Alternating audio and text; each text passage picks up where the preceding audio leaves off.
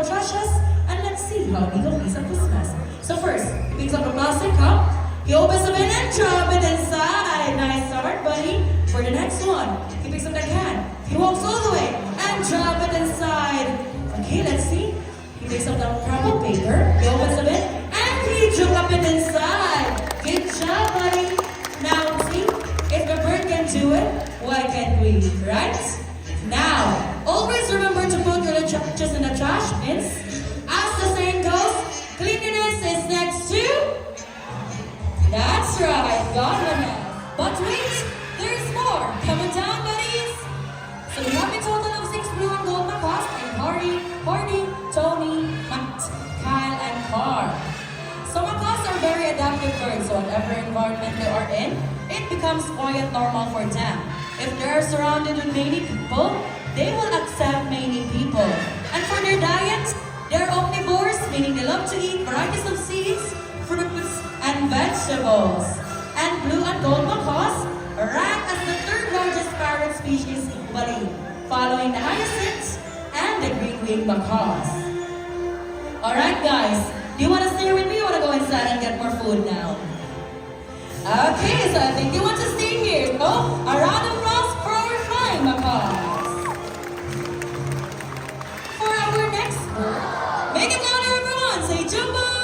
Jumbo! There you are, buddy.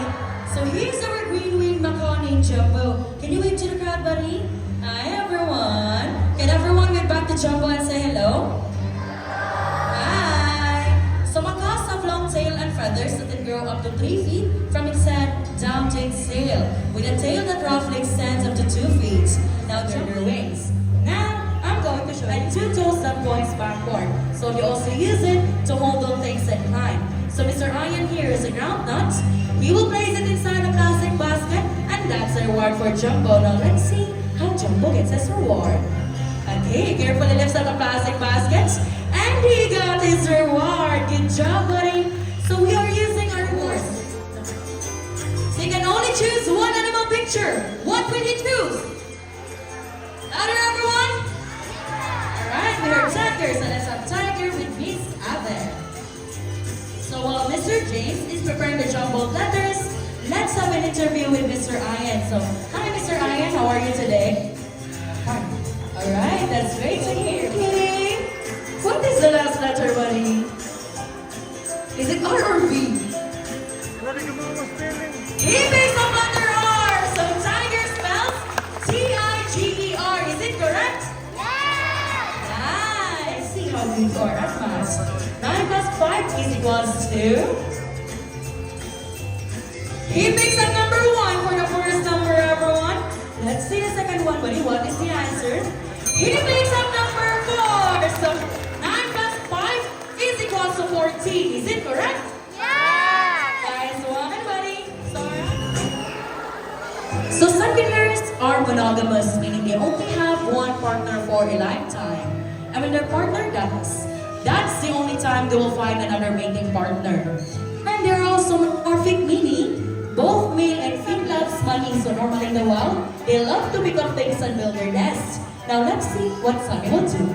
So Sunny flies all the way to Miss Maria, land on her arm, and he picks the 20 peso bill. So bye-bye Sunny and bye-bye 20 pesos. Okay, I think you're ready. Now the first song is titled More Than I Can Sing, and we're just gonna sing 2 lines of the song.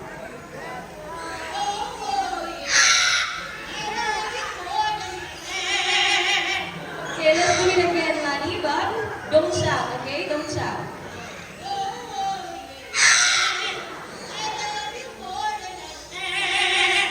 Okay, good bird. Okay, let's proceed to the second song. But let me ask first, who's celebrating their birthday?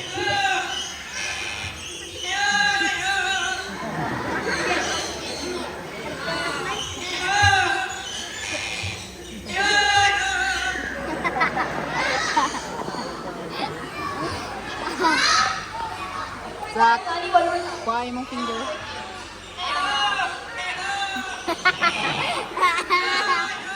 Happy birthday to you, Zach!